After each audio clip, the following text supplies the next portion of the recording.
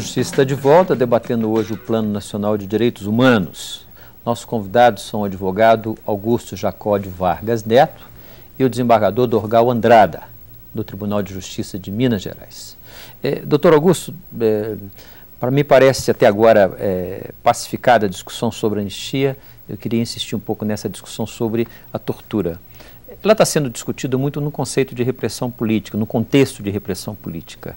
Mas o senhor, como advogado da área criminal, certamente tem encontrado alguns casos no dia a dia em que seus clientes ou outras pessoas denunciam terem sofrido tortura no aparato policial brasileiro.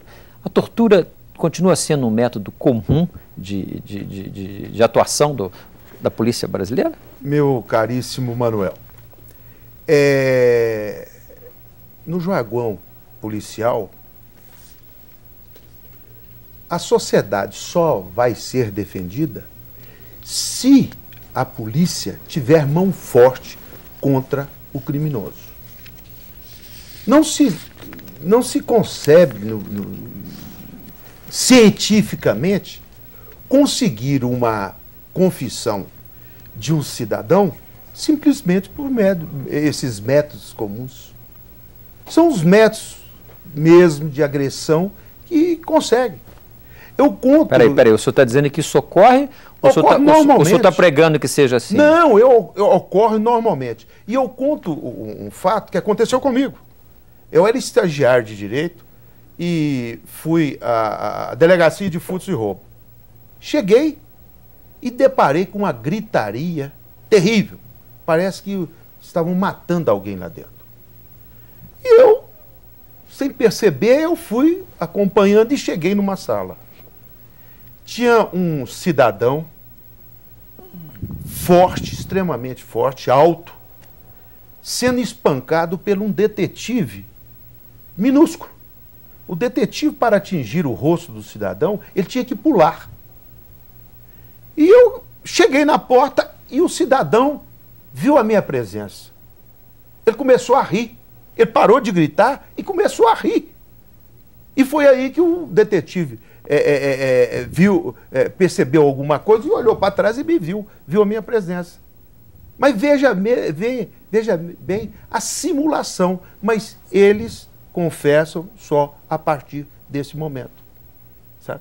E aí vem o caso, como que a polícia vai defender a sociedade? Eu tenho um caso recente... Sim, mas o senhor está justificando a tortura com método... Estou justificando, porque o criminoso, ele tem que ter pavor da polícia e não respeito como o cidadão tem que ter. Esses e de coisa. Agora, tudo isto eu debito ao Estado. O Estado é o único culpado. Por quê? Porque não dá educação ao cidadão, não dá casa ao cidadão, não dá meio de trabalho ao cidadão e não educa esse cidadão. Isso é o que falta. Então não existe uma sociedade perfeita se o Estado não faz o papel dele, não cumpre o papel dele. Doutor Dorgal, o senhor acha que realmente dá para defender a tortura como método de investigação, de obtenção de... Não é absoluto. A tortura hoje ela é enquadrada como crime.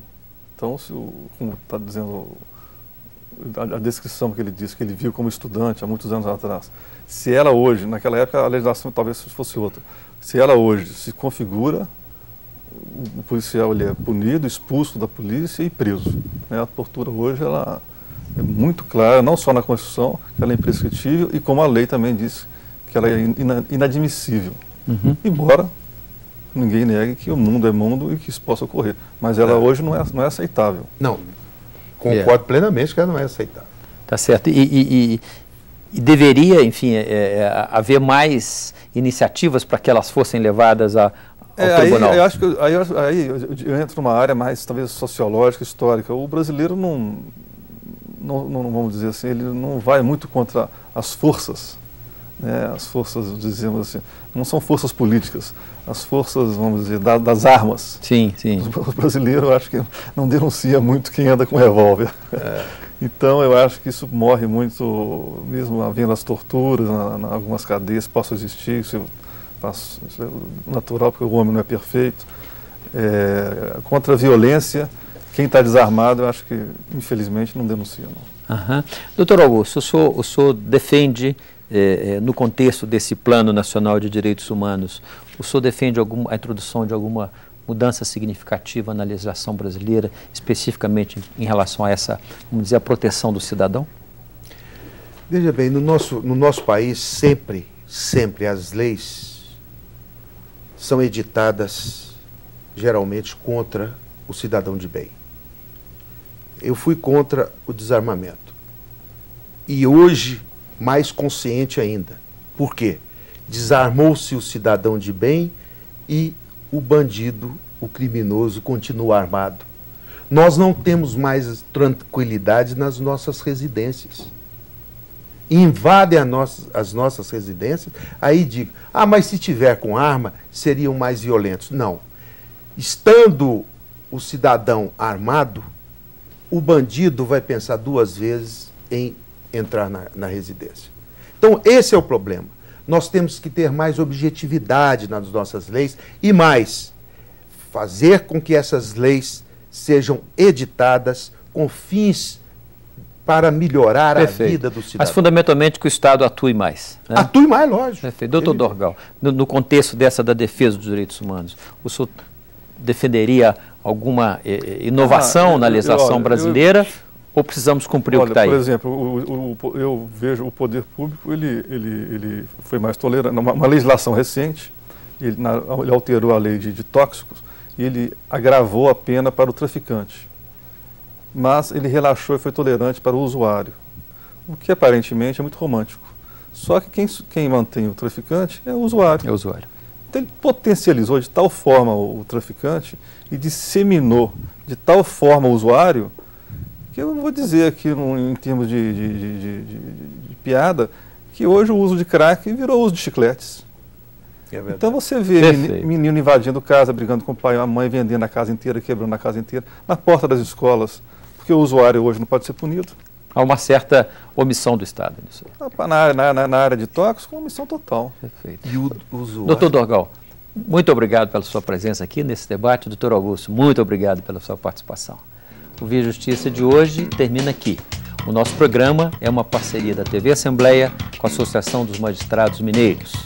Nós lembramos que a sua participação será sempre bem-vinda, com críticas, perguntas e comentários. Você pode enviá-los para a nossa equipe de produção pelo telefone 3079-3454 ou pelos nossos 2 endereços eletrônicos, tv@almg.gov.br ou viajustiça@amages.com.br. Até a próxima semana.